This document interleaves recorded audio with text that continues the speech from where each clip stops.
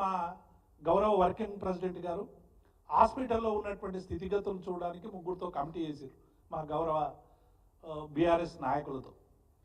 రాజయ్య గారు, ఆయన deputy CM, మెతుకు అశోక్ గారు, ఆనంద్ గారు, మిగతా వీళ్ళ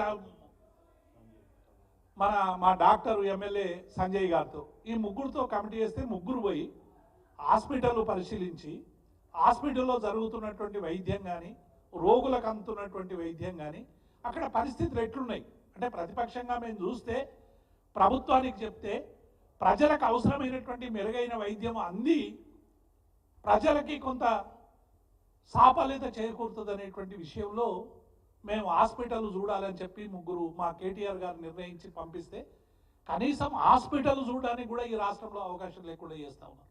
అసలు హాస్పిటల్కి పోవద్దా?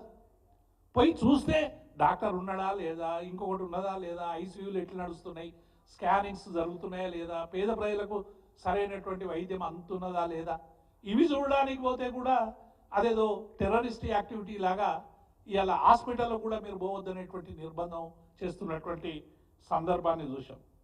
అట్లాగే వరద నష్టం పరిశీలన పోతే హరీష్ రావు గారి మీద, మిగతా మా నాయకుల మీద చివరికి రాళ్ల దాడి జరిగినటువంటి ఘటన కూడా చూసాం.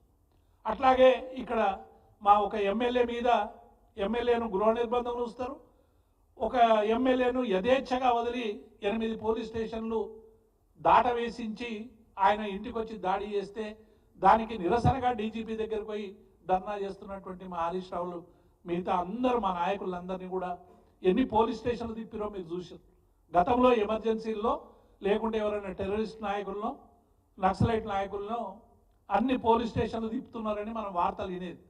ఇవాళ ఏమైంది? చివరికి ప్రజాస్వామికంగా ఒక ప్రతిపక్ష నాయకులుగా ప్రశ్నించేటువంటి వాళ్ళను మీరు పోలీస్ స్టేషన్లు తిప్పుతున్నారు.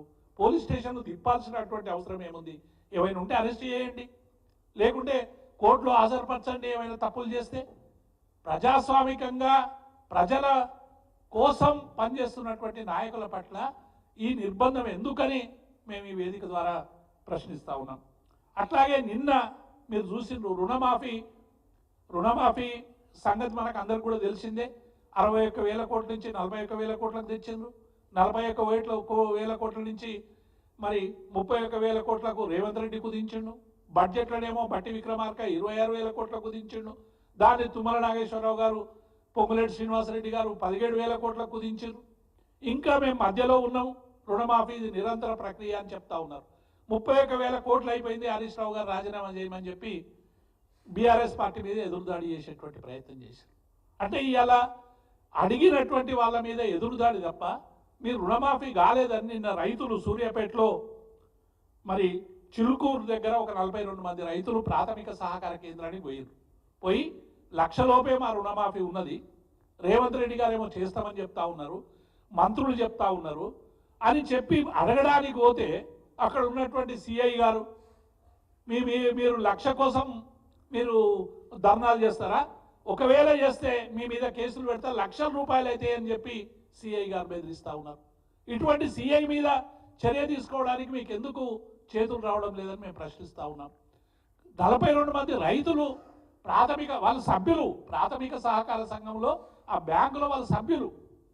అటువంటి వాళ్ళని మీరు బ్యాంకుల్లోకి పోకుండా, మీరు ఎవరితో మాట్లాడకుండా మేము పోలీసులతో అణిచి చేస్తామనేటువంటి పద్ధతి, ఇది ఏం పద్ధతి? రుణమాఫీ అయిపోతుంది, అదే అయిపోతుంది, అన్నీ అయిపోయినాయి, మాట్లాడొద్దని చెప్పేటువంటి వాళ్ళు ఎందుకు మాట్లాడరు? రైతుల మీద కూడా మీరు ఇటువంటి ప్రయోగాలు చేస్తూ ఉన్నారు. ఇది సరైనది కాదనేటువంటి విషయాన్ని మేము ఈ సందర్భంగా గుర్తు చేస్తూ ఉన్నాం.